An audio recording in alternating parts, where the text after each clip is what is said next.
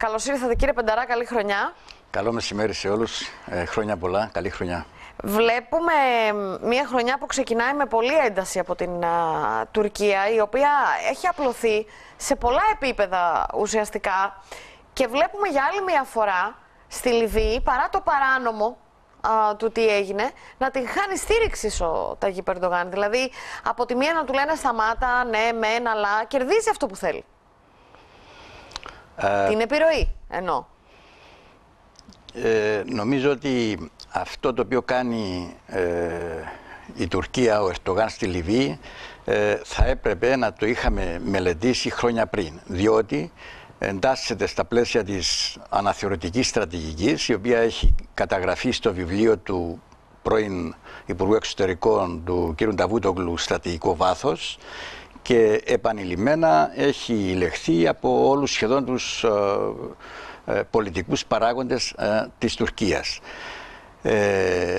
Έφτασε δε στο σημείο ο Ερντογάν να λέει ότι η Λιβύη είναι κληρονομιά της Οθωμανικής Αυτοκρατορίας, στην προσπάθειά του να αναβιώσει ακριβώς την Οθωμανική Αυτοκρατορία. Εκείνο το οποίο φαίνεται σήμερα από τους ηγέτες και της Ευρωπαϊκής Ένωσης αλλά και των ΗΠΑ είναι να βρεθεί μία πολιτική λύση στο θέμα της Λιβύης, και σε αυτό συμφωνεί και ο Ερντογάν. Αν είδατε χθες τις δηλώσεις στα εγγένεια του αγωγού Turkish Stream στην Κωνσταντινούπολη, είπε ότι συμφωνήσανε μάλλον με τον πρόεδρο της Ρωσίας, τον κύριο Πούτιν, ότι θα πρέπει να βρεθεί μια πολιτική λύση, διότι αυτό ευνοεί και τον Ερντογάν στην παρούσα φάση, διότι υπάρχει ο φόβος κατάρρευσης της κυβέρνησης της Τρίπολης. Ναι. Εάν καταρρεύσει η κυβέρνηση της Τρίπολης... Κατάφερε να τη διαφυλάξει με αυτή του τη συμφωνία όμως την κυβέρνηση της Τρίπολης ή όχι? Κοιτάξτε, δεν νομίζω ότι η συμβολή του Ερντογάν ήταν τόσο σημαντική ώστε να κρατηθεί η κυβέρνηση, διότι, ξέρετε, ο αγώνας κατοκειμένων τόπων είναι ο πιο δύσκολος αγώνας. Δεν είναι εύκολη η κατάληψη της Τρίπολης, η κατάληψη δηλαδή των κατοκειμένων τόπων, διότι κάθε σπίτι, κάθε πολυκατοικία είναι ένα πολυβολείο. Χρειάζονται υπέρτερες δυνάμεις, εκπαιδευμένες ειδικές δυνάμεις κλπ. Ο Ερντογάν θέλει να προλάβει την κατάρρευση βέβαια της κυβέρνησης της Τρίπολης, διότι αν καταρρεύσει η κυβέρνηση αυτή, τότε θα χάσει ό,τι πέτυχε μέχρι σήμερα και θα ακυρωθεί και το μνημόνιο, τα μνημόνια που υπέγραψε με την κυβέρνηση του Σαράτς. Ναι. Κατά συνέπεια, πιστεύει ο Ερντογάν ότι στη διάσκεψη του Βερολίνου που θα γίνει στο τέλος Ιανουαρίου, αρχές Φεβρουαρίου, δεν καθορίστηκε ακόμα η ημερομηνία, θα επιδιωχθεί να συγκροτηθεί μια κυβέρνηση εθνικής ενότητας. Η Τουρκία είναι παρούσα δεν στην είναι περιοχή. εύκολος στόχος βέβαια αυτό.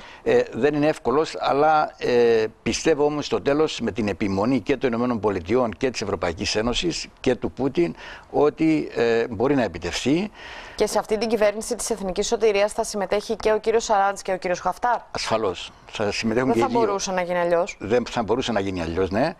Και ο Ερντογάν, επειδή έχει παρουσία στην Τρίπολη αυτή τη στιγμή, όχι με στρατεύματα αλλά με συμβούλους, δεν έχει στείλει ακόμα μονάδες οργανικές εκεί, έχει στείλει κάποιους συμβούλους και κάποιους εκπαιδευτές, οι οποίοι βρίσκονται και εκτός των πεδίων μαχών, σε ασφαλείς περιοχές. Ναι. Δεν διακινδυνεύει ο Ερντογάν να στείλει στρατεύματα κανονικά και στη συνέχεια να τους επιστρέφουν πίσω σε φέρετρα ή ως ντροπιασμένους εχμάλωτος. Θα υπάρχουν εσωτερικές πολιτικές εξελίξεις πολύ δυσμενείς για τον ίδιο και την κυβέρνησή του. Και σε αυτή την πιστεύει ο Ερντογάν ότι θα έχει λόγο και στην νέα κατάσταση που θα υπάρξει στη Λιβύη, ώστε να διατηρηθούν τα δύο μνημόνια τα οποία υπέγραψε. Αυτό δεν είναι καλό για μας και πιστεύω ότι η ελληνική διπλωματία και η κυπριακή διπλωματία θα κινηθούν γρήγορα προς αυτή την κατεύθυνση. Η Τουρκία έχει προσκληθεί να συμμετάσχει. Ενώ θα έπρεπε ήδη να είχαν κινηθεί, εννοείται ότι τουλάχιστον θα κινηθούν τώρα προς αυτή την κατεύθυνση. Έστω και τώρα η Τουρκία έχει προσκληθεί σε αυτή την σύσκεψη. Μπορούν όντως να διασώσουν καταστάσεις? Πιστεύω ότι μέσω Ευρωπαϊκής Ένωσης, είναι δύο χώρες που είναι μέλη της Ευρωπαϊκής Ένωσης, έχουν βέτο στα ζητήματα Ευρωπαϊκής Ένωσης, και πιστεύω ότι η Ευρωπαϊκή Ένωση μπορεί να κινηθεί διπλωματικά έντονα. Ναι, πώς, με κυρώσεις? Σε μια τέτοια περίπτωση, ώστε να αποτραπεί η διατήρηση αυτών των μνημονίων προς τις άλλες κατευθύνσεις, όχι προς την Τουρκία. Πώς όμως, με κυρώσεις? Και με κυρώσεις. Γιατί μέχρι στιγμής την αντίδραση της Ευρωπαϊκής Ένωσης, ακόμα και σε επίπεδο κυρώσεων, την είδαμε με την εισβολή της Τουρκίας στην αποκλειστική οικονομική μας ζώνη. δεν ήταν αρκετοί για να την κάνουν. Ίσα-ίσα βλέπουμε μια Τουρκία που παρόλα αυτά, παρά την κρίση με τους Αμερικανούς, επειδή υπάρχει και αυτό το μπράντε φέρο του ποιος θα την κρατήσει πιο πολύ στην αγκαλιά της πλέον, Ρωσία ή Ηνωμένες Πολιτείες, βλέπουμε σε πολλές περιπτώσεις να παραβιάζει. Είδαμε την εισβολή στην Συρία, τη δεύτερη εισβολή στη Συρία, πριν από μερικούς μήνες, και εξακολουθούμε να βλέπουμε μια Τουρκία που συνεχίζει τους εθνικούς της σχεδιασμούς. Σε ζητήματα που οι αποφάσεις κρίνονται από την ίδια την Τουρκία είναι όπως τα λέτε. Αλλά στην προκειμένη περίπτωση η απόφαση αυτή δεν θα εξαρτάται μόνο από την Τουρκία. Αυτό πιστεύω ότι με την επιμονή της Ευρωπαϊκής Ένωσης μπορεί να αποκλειστεί από την αρχή. Δηλαδή στη συμφωνία που θα υπογραφτεί για την σχηματισμό μιας κυβέρνησης εθνικής ενότητας θα πρέπει εκεί μέσα να υπάρχει μια πρόνοια ότι όλες οι ενέργειες που έγιναν, οι οποίες είναι αντίθετες με το διεθνές δίκαιο, δεν θα ισχύουν. Οπότε και τα μνημόνια αυτά, τα οποία έχουν διαπιστωθεί από όλες, έχουν διακηρυχθεί από όλες τις κυβερνήσεις σχεδόν της Ευρωπαϊκής Ένωσης ότι δεν παράγουν δίκαιο, να αποκλειστούν, να μην ισχύουν στη νέα κυβέρνηση που θα σχηματιστεί στη Λιβύη. Τις ισορροπίες αυτές σε σχέση και με αυτό το μέτωπο, που αυτό το μέτωπο είναι της Ανατολικής Μεσογείου, έτσι. Είναι μεσογειακό ζήτημα κατά βάση, σε σχέση με αυτά που τεκταίνονται βεβαίως στο Ιράν εννοώ. Αλλάζουν τα δεδομένα λίγο με αυτά που συμβαίνουν στο Ιράν τώρα? Κοιτάξτε, νομίζω είναι δύο ανεξάρτητα θέματα.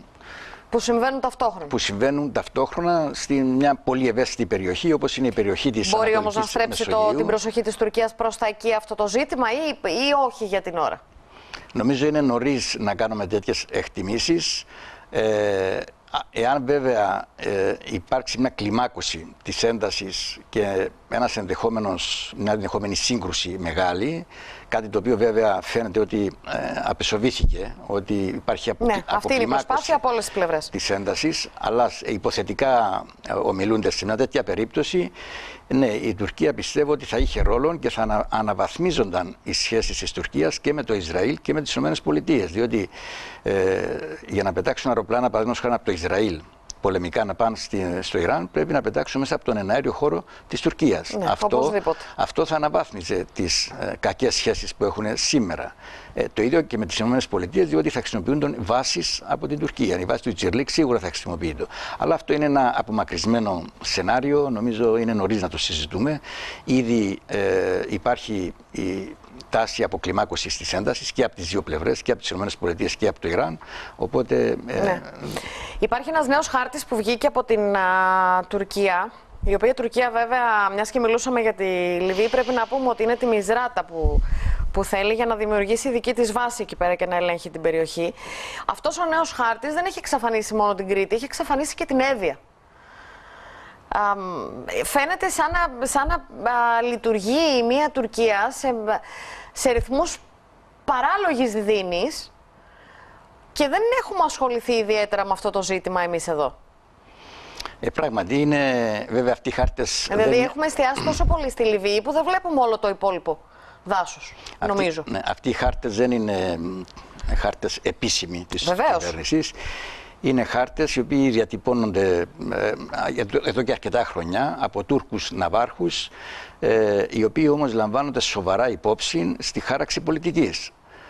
Και έχουν εκδοθεί και βιβλία που περιλαμβάνουν αυτούς τους χάρτες. Μιλούμε για ένα παραλογισμό κυριολεκτικά, διότι η Τουρκία φαίνεται ότι είναι ξεκάθαρο, πλέον δεν δέχεται τους κανόνες του διεθνούς δικαίου, δεν δέχεται τους κανόνες του ανθρωπιστικού δικαίου. Το βλέπουμε τι γίνεται στο εσωτερικό της Τουρκίας.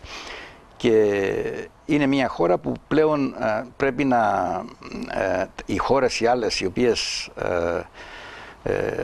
επηρεάζονται τα εθνικά τους συμφέροντα από αυτές τις στρατηγικές, από αυτές τις πολιτικές της Τουρκίας, πρέπει, νομίζω, πέραν των διπλωματικών ενεργειών, να δουν και το θέμα της στρατιωτικής ισχύως. Διότι φαίνεται ότι η Τουρκία τη μόνη γλώσσα που καταλαβαίνει είναι η γλώσσα της στρατιωτικής ισχύως. Το λέμε και για μας. Η Ελλάδα το έχει κατανοήσει αυτό το ζήτημα, το έχει κατανοήσει. Βέβαια η Ελλάδα έχει κάνει πάρα πολλές διπλωματικές κινήσεις και ενέργειες ώστε να διασφαλίσει τα εθνικά της συμφέροντα και αυτό το οποίο κάνει η Τουρκία ιδιαίτερα με τη Λιβύη. Όμως από την άλλη βλέπουμε ότι και σε επίπεδο ρητορικής έχουν εκφραστεί από όλους τους Έλληνες ηγέτες, από τον πρόεδρο της Δημοκρατίας μέχρι τον Υπουργό Άμυνας, ακόμα και τους αρχηγούς των επιτελείων, ότι θα υπερασπιστούν τα κυριαρχικά δικαιώματα της Ελλάδος με όλα τα μέσα και με στρατιωτικά μέσα. Και αυτό παράγει αποτροπή. Ένας τρόπος παραγωγής της αποτροπής είναι και η αποφασιστικότητα που δείχνει η ηγεσία μιας χώρας. Δεν αρκεί να έχεις ένοπλες δυνάμεις και να έχεις ισχυρές ένοπλες δυνάμεις, θα πρέπει να επιδεικνύει η ηγεσία και την αποφασιστικότητα να τις χρησιμοποιήσει. Και η Ελλάδα το δείχνει αυτό το πράγμα, γι' αυτό και η Τουρκία, η άποψή μου είναι ότι δεν θα αποτολμήσει ούτε γεωτρητικά, ούτε ερευνητικά, ούτε γεωτρητικά σκάφη να στείλει στην ελληνική υφαλοκρηπίδα, στην περιοχή του Καστελορίζου ή νότια της Κρήτης. Πέραν τούτου όμως η Ελλάδα προχωρεί σε ένα γιγαντιαίο εξοπλιστικό πρόγραμμα που σε σημερινές του δηλώσεις ο Υπουργός Άμυνας της Ελλάδος είπε ότι στα επόμενα χρόνια μέχρι το 2026-2027 όταν η Ελλάδα θα έχει αποκτήσει πλέον και τα F-35, θα έχει υπεροχή αέρος στο Αιγαίο. Θα έχει αεροπορική υπεροχή. Που αυτό, εάν συμβεί, όλα αυτά τα όνειρα της Τουρκίας και όλες οι διεκδικήσεις που έχει στο Αιγαίο και στο Καστελόριζο, θα έλεγα και στην Κύπρο, πάνε περίπατο. Διότι πλέον θα αντιληφθεί ότι δεν μπορεί να επιβάλλει την βούλησή της με την απειλή χρήσης βίας, όταν γνωρίζει ότι ο ενδυνάμει αντίπαλος, η Ελλάδα, έχει υπεροχή. Υπεροχή αέρος και υπεροχή και στη θάλασσα, διότι παράλληλα προχωρεί και ένα πρόγραμμα εξυγχρονισμού και απόκτησης νέων ναυτικών μονάδων. Παρά το γεγονός ότι η Τουρκία επιδιώκει να γίνει πυρηνική δύναμη. Ή λέτε δεν θα τις επιτρέψουν να το κάνει τελικά? Η Τουρκία επιδιώκει να γίνει πυρηνική δύναμη, αλλά αυτό μακροπρόθεσμα. Δηλαδή, για μια χώρα για να γίνει πυρηνική δύναμη χρειάζεται πολλές δεκαετίες. Ακόμα δεν έχει η Τουρκία πυρηνικούς σταθμούς. Τώρα τους κατασκευάζει τους πυρηνικούς σταθμούς. Είναι ένας στόχος βέβαια, μακροπρόθεσμος. Όμως εμείς μιλάμε για την παρούσα κατάσταση, για αυτές τις διεκδικήσεις που διατυπώνει η Τουρκία και στην δική μας την ΑΟΣ και στην ΑΟΣ της Ελλάδος, ακόμα και πιο πέρα. Δεν θα έπρεπε κι εμείς να βάζουμε τόσο μακρόπνους στόχους? Ενώ εφόσον η Τουρκία ό,τι πει το κάνει, τώρα έχει βάλει αυτό το στόχο. Σε μερικές δεκαετίες θα έρθουμε να αντιμετωπίσουμε αυτό. Νομίζω ότι ένα έλλειμμα που υπάρχει στην εξωτερική πολιτική και της Ελλάδος και της Κύπρου είναι ότι δεν σχεδιάζουμε με βάση τον ιστορικό χρόνο, σχεδιάζουμε με βάση τον βιολογικό χρόνο ή ακόμα και τον χρόνο εξουσίας των κυβερνήσεων, τον χρόνο που είναι ακόμα χειρότερο. Ενώ η Τουρκία σχεδιάζει πάντοτε με βάση τον ιστορικό χρόνο. Πρέπει να δούμε τις επόμενες γενιές. Τι θα γίνει δηλαδή μετά από 10, 20, 30, 40, 50 χρόνια. Και πρέπει οι αναλυτές να ασχολούνται με αυτό το θέμα και να κάνουν εισηγήσεις στις κυβερνήσεις, ώστε οι σχεδιασμοί να εκπληρώνουν αυτούς τους σκοπούς. Να διασφαλίζουν τα εθνικά συμφέροντα σε βάθος χρόνου που ξεπερνά των βιολογικών βίων των δικών μας, αυτών που σχεδιάζουν, αυτών που κυβερνούν. Ναι. Πρέπει λοιπόν να δούμε τι θα κάνουμε τώρα, αυτό που μας είπατε προηγουμένως, και αμέσως στο καπάκι να αρχίσει ο μακρόπνοος στόχος. Επιτέλους για μια φορά. Σας ευχαριστούμε πάρα πολύ, κυρία Πενταρά, που ήσασταν στο μεσημέρι και κάτι. Καλή συνέχεια και σε εσάς. Διαφημιστικό διάλειμμα και επιστρέφουμε.